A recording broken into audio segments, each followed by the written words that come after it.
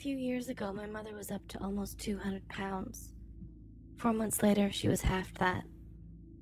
She believed something strong and good inside her helped to starve the compulsion even then. But the compulsion is stronger than my mother, and soon she'll be back up to almost 200. She says, the bigger I get, the bigger it gets. The bigger it gets, the bigger I want to get. My mother has a strong craving for apples, Macintosh, and Red Delicious. She eats a bowl of pasta with so much sauce it looks like tomato soup. French fries with so much ketchup you can't see the fries. She says it's the compulsion wanting to eat anything red. It wants chilies, but my mother doesn't like chilies and can't give the compulsion what it wants. The compulsion needs to be fed, and the only way to get rid of it is by the doctor clearing it, she says. What made my mother decide to try the doctor was the night a few weeks back when she woke with a pain in her neck and was having trouble breathing, so she took off her clothes and went outside and lay in the snow and thought that maybe I wouldn't find her until she had frozen to death. But I heard the door downstairs open and close, and from my bedroom window saw her walk across the street towards the field from where we live. I tracked the path of her footprints until I found her collapsed in a snowdrift, her white hot breath fuming out from her sopping mouth and runny nostrils. I helped her up and we walked home. I shivered just looking at her swollen feet in the snow. When we got inside, I rushed her into the bathroom and told her to stand in the tub. I ran the hot water and watched her skin turn red. She stood there slouched and let the hot water hit her face and run down her body. She smiled. A week later, we drove to the city to see a doctor she had read about on the internet. He's a psychiatrist who studied in Switzerland and was awarded a medal for his research. He's somewhere around my mother's age and wears glasses and smiles even when he's passing along bad news. This is a very aggressive condition, he tells my mother. It's probably been inside you for years.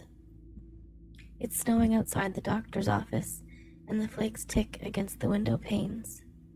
Are you surprised? The doctor asks. No, my mother says. Are you disappointed? The doctor reaches forward to stroke my mother's hand. She snaps it back from him. She doesn't like to be touched. I'm frightened, my mother says. I don't like to think that there are things I can't control. This thing has attached itself to me and made my life miserable. For the next 2 weeks, the doctor explains, you have to record everything you're doing or thinking whenever you get the urge to eat. Since my mother often has headaches that make her hands shake, I asked her if it was okay if I wrote down whatever she says she's doing or thinking. The doctor nods, then grins, and hands me a thin paperback book with his name on it. He says, you can take this too. My mother doesn't like to be alone. Some days I stay home from school, and the next day she gives me a counterfeit note that says I was sick. My mother says being alone makes her nervous. She walks around the house counting backwards. She takes baths and sticks her head under the water and counts. But today she says it's too quiet under the water, and she can hear the compulsion humming inside her. It reminds her she needs to keep moving. She needs to keep eating. So my mother goes outside. Sometimes she takes walks around the neighborhood, and sometimes she talks to strangers.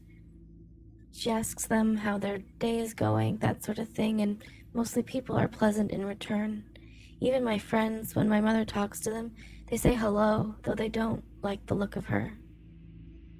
My mother tries as much as possible to keep the conversation going, but eventually it ends and she keeps walking. Sometimes she finds herself in a grocery store. She'll try to take her time buying only a few things, only the necessities, she says, but she always ends up in the red meat section, or near the tomatoes, or red wine vinegar. My mother wakes and calls for me. I'm right here, I lie. She says, where are you? I was right here. Right where? Sitting here on the floor watching you sleep. What did you see? I heard you whispering. What did I say? I couldn't make it out, but you sounded calm. Then it really was me, she says, and not something else trying to say things through me. You have to write that down. Instead, I write the doctor a letter. I've been reading your book and I want to tell you about the time when my mother was not over 200 and not less than half that, but somewhere between. She had an amazing energy. She could have carried the house on her shoulders. She had 2 jobs. During the day, she washed and swept hair at the beauty parlor down the street. At night, she worked behind the counter at the gas station. She was everywhere at once. She used to do this thing where she would tell me what I was about to say before I could say it. Or she would say who was going to ring the doorbell or who was going to call just before the phone rang. But then she got to be 200 again. You'd think being 200 would make you even stronger. With my mother, it makes her weaker. Lots of time spent in bed eating every kind of food she can. Red peppers, including the seeds, cans of pickled beets, cherry sodas, and much more I can't think of.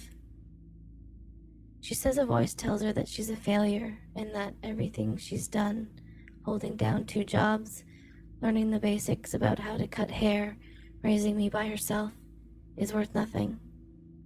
I try to tell her it's not true, but I think she's gone. I don't mean my mother is literally missing. I mean she's overpowered, losing to something until she slips almost all the way away.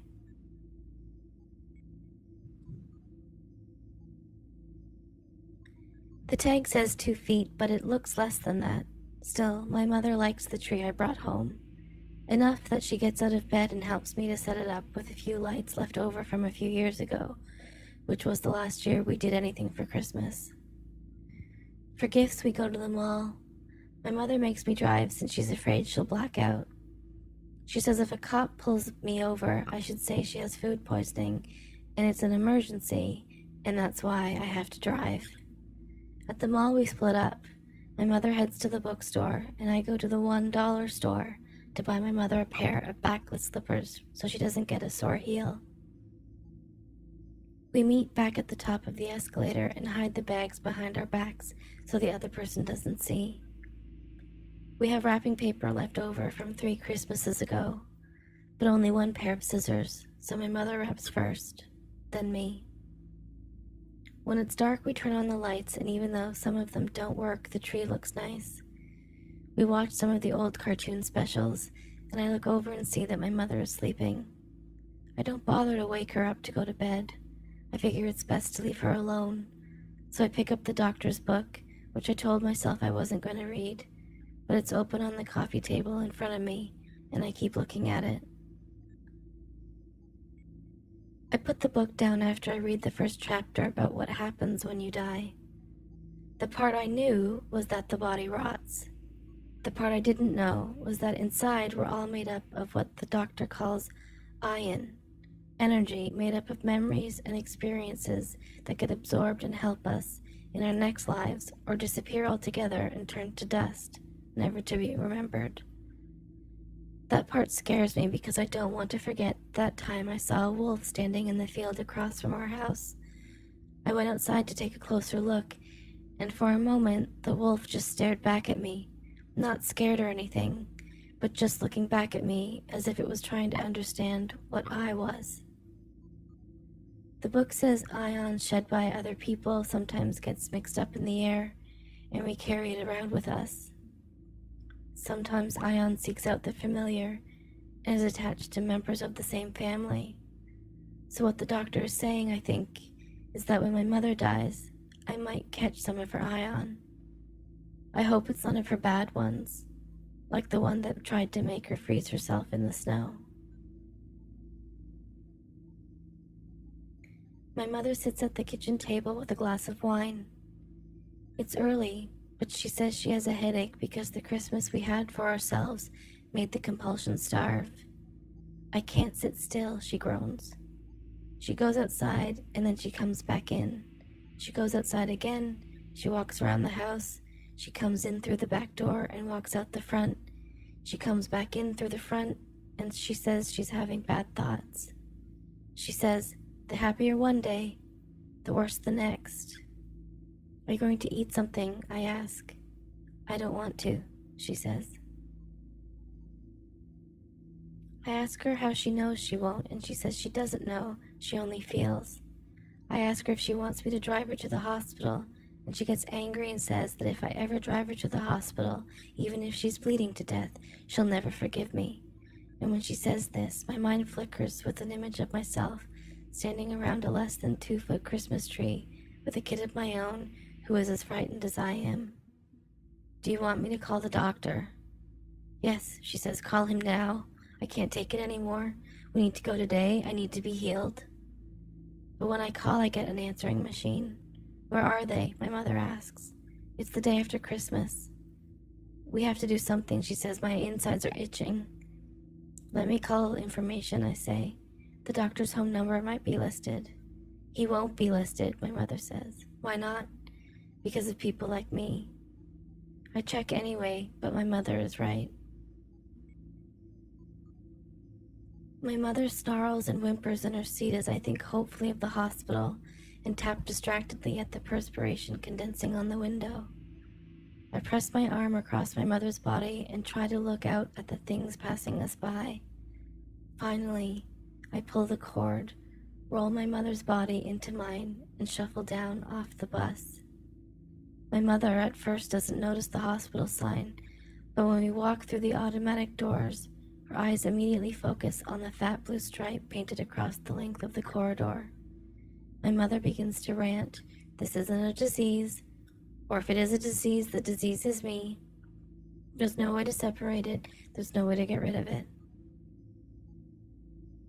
At first, the desk nurse is calm, but gradually she starts to shake her head slightly and scratch out her writing, squinting up at my mother's face, which rises like a red balloon before her eyes. The nurse comes from behind the counter to direct us toward a curtained partition in the back. She extends a fleshy arm, the skin hanging loose like laundry at her elbow, and then walks over to a man in a white coat. The man nods and pushes a pen into his pocket. My mother starts to kick.